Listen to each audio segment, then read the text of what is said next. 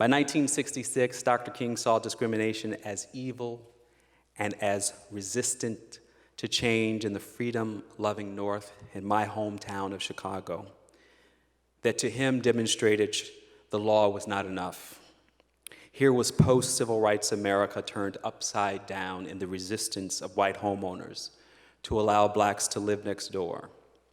No laws were on the books, just bigotry and subterfuge, a wily realtor, a redlining banker, and an occasional Molotov cocktail when all else failed.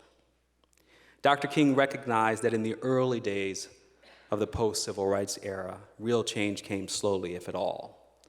And indeed, in some instances, new forms of bigotry and discrimination, new structural barriers to equality were being constructed. Only now they were more resistant to protest and reform, like a superbacteria that grows stronger when its host only attacks piecemeal. You know, when you don't take your antibiotics for the full 10 days, the strain of bacteria morphs into something worse than it was when it first entered the body. 5 generations ago, many Americans believed then that the heavy lifting of building racial democracy had been completed. What better proof, they claimed, than the election of more than a dozen African Americans to the United States Congress? From the 1870s through the turn of the 20th century, 14 black men served in the U.S. House of Representatives, and 2 black men served in the U.S. Senate. Undeniably, these were historic times, watershed events, and moments for great optimism. South Carolina's Congressman Joseph H. Rainey served from 1870 to 1879, an ex-slave and barber by profession.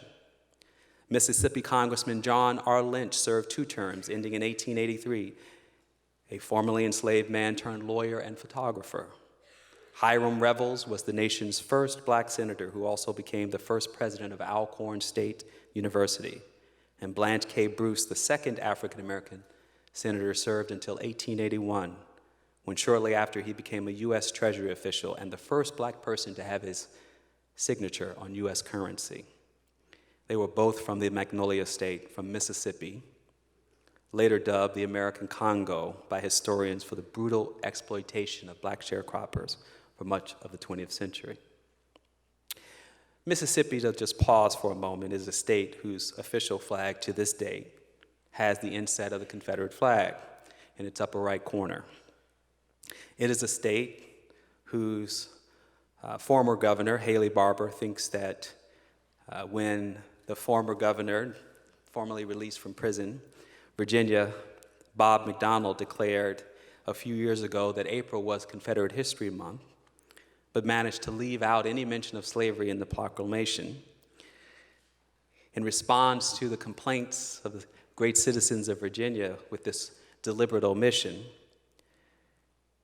Mr. Barbour said, trying to make a big deal about something that doesn't amount to diddly. Anybody that thinks that you have to explain to people that slavery is a bad thing, I think that goes without saying. This is precisely how the tyranny of ignorance proceeds. In this way, it makes perfect sense that there is no point mentioning slavery as the cause of the Civil War, or teaching white, black, and brown children that black people's unfree labor literally built the wall in timber and earth that we call Wall Street today, under which 20,000 enslaved Africans' bodies rest eternally, and whose souls testify to the labor that fueled the profits of banks and corporations and gave America her competitive advantage in the world. It was in New York City, not Birmingham, Alabama, where some of the first slave codes were written to keep black folk from gathering to pray or to nurture mutual bonds of affection, even to network. One law in 1731 stated, no Negro, mulatto, or Indian slaves above the number of 3 do assemble or meet together in the Lord's day called Sunday, and sport, play, or make any noise or disturbance, or at any other time at any place from their master's service within this city. Business dealings or market transactions, usually involving small amounts of fruits, vegetables, and hand-stitched clothing, were explicitly outlawed. America's economic history, as we heard a little bit in the early morning session, is indelibly marked by the contributions of Black people. Numerous historians have run the numbers in our numbers-obsessed world. According to Ira Berlin, one of the nation's leading slavery experts, and I quote, "The American economy was founded upon the production of slave-grown crops, the great staples of tobacco, rice, sugar, and finally cotton, which slave owners sold on the international market to bring capital into the colonies and then the young republic. That capital eventually funded the creation of an infrastructure upon which rests 3 centuries of American economic success.